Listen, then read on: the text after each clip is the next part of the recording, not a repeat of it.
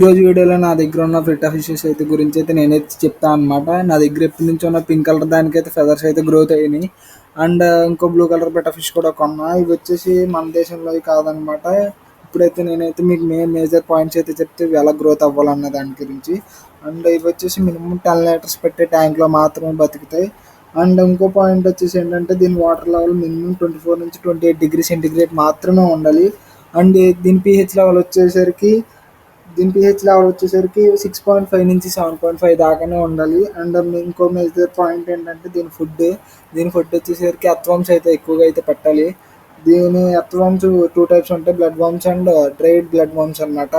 ఇవి దీనికి ట్యాంక్లో స్పాట్స్ అయితే ఎక్కువ పెట్టాలి, హైడెన్ స్పాట్స్ అని ప్లాంట్స్ అని ఎక్కువ అయితే పెట్టాలన్నమాట. అండ్ మేజర్ తప్పు అయితే ఒకటి ఉంది, అదైతే ఎవ్వరు చేయకూడదు. అది చేస్తే మాత్రం వెంటనే చనిపోతాయి అన్నమాట.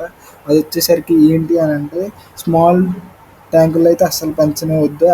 మన ఛానల్ అయితే చాలా మంది చూస్తున్నారండి, సబ్స్క్రైబ్ అయితే చేసుకోవట్లేదు. So please do subscribe.